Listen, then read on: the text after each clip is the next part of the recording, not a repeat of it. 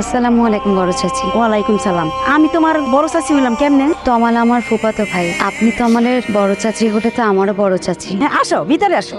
আমি তো নাই ডাকছি। ঠিক আছে চলো। তো চাচা বাড়িতে থাকলে তোরে আর কষ্ট দিতাম না। তো চাচা আইতে তো আরো প্রায় 1 মাস লাগবো। এই পরীক্ষার কয়েকটা দিন শুধু জুথিরে পরীক্ষা হলে নিয়ে যাবি আর নিয়ে আসবি, অসুবিধা হবে তো? কোনো অসুবিধা নেই, আপনি তমালের মামা মানে আমারও মামা, এগুলো নিয়ে আপনি একদমই টেনশন করবেন না, একদম নিশ্চিন্তে থাকেন।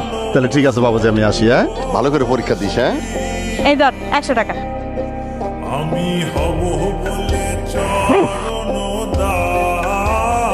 তুই যে কি করস না, কয়বার মানুষ এরকম ভয় দেখায়? এই আমি তোর লাগে পানি নিয়ে আসতেছি, দাঁড়া তুই। চাচি, তোমার আজকে পোলাপান হলো কবে থেকে? ওর বাপ যদি ঠিক মতো বিয়ে দিত তাহলে এতদিন তো বেশ কয়েকটা বাচ্চা থাকতো। আপনি জানেন না মেয়েদের বিয়ের বয়স কত? জানি, 18। প্রেমের বয়স কত? 80। এখন এই তো 80 দিলে। হ্যাঁ, পরীক্ষা কেমন হলো? ভালো হয়েছে। ভালো হলে ভালো।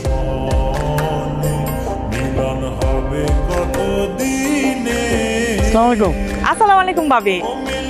এই গঞ্জে যাইতে পারবা বাবা? গঞ্জে কোনো সমস্যা চাচি? আরে না সমস্যা না, ওই যে জুতির কিছু জরুরি জিনিসপত্র লাগতো, ও একটু গঞ্জে যাইতে চাইতেছে। মায়া মানুষ একলা একলা কেমনে পাঠায় বলো? না না, একদমই না, মায়া মানুষ একা কেন গঞ্জে যাবে? আমি আছি না, আমি নিয়ে যাবো জ্যোতিতে, কোনো সমস্যা নেই, টেনশন করে না। তোমার কি কি যেন কেনাকাটা বাকি ছিল? কিছুই না, বাসা থেকে মিথ্যে কথা বলে বের হয়েছি তোমার সাথে করবো বলে। সত্যি? সত্যি।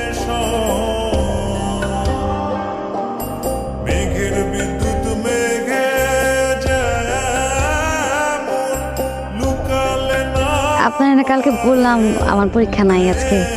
ও ভুলে গেছিলাম। ফুল নিয়ে আসতো দেখি। ফুল তো তোমার জন্য আনতে চাচ্ছি, নাও। তোর তো লাগে আসিস।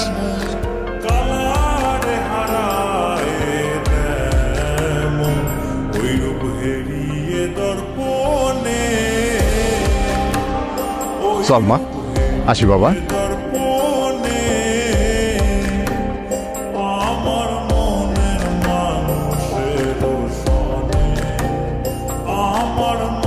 অনেক দেখতে ইচ্ছে করতেছিল, কিন্তু তুমি হুট করে আসলা যে। আর আমি তো তোমার না দেখে বেশি দিন থাকতে পারিনি।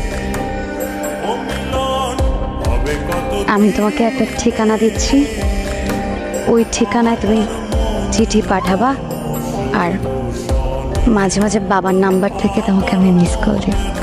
মিস কল দিবা? কল দিবা না?